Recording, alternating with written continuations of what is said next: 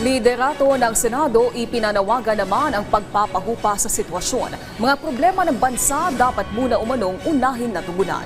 Si Daniel Manalastas sa sentro ng balita. Hinimok ni Senate President Francis Escudero ang manalapit kay Vice President Sara Duterte na payuhan nito na maghinay-hinay sa mga mabibigat na pahayag sa publiko.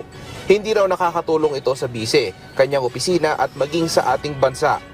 Matatandaan naglabas ng mabibigat na pahayag si VP Sara laban kay Pangulong Ferdinand R. Marcos Jr., First Lady Liza Marcos at pati kay House Speaker Martin Romualdez.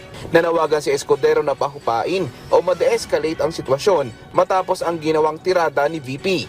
Ayon sa lider ng Senado, ito ay upang maiwasan ang anumang banta sa kaligtasan, kalusugan ng mga parties na involved. Marami na raw problema ang gobyerno na kailangan tugunan at kailangan tutukan ng mga opisyal ng gobyerno. Hinimok niya rin ang bise na aralin ang kanyang mga ginawa kamakailan at mga binitawang salita.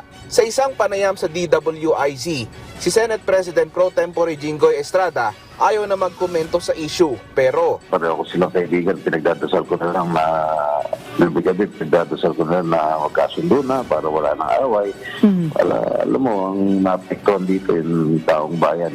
Sa isang post sa X, pinuna rin ni dating Senadora Laila de Lima ang mga banat ni VP Sara kay Pangulong Marcos at inihayag na ang posibleng dulo nito, impeachment.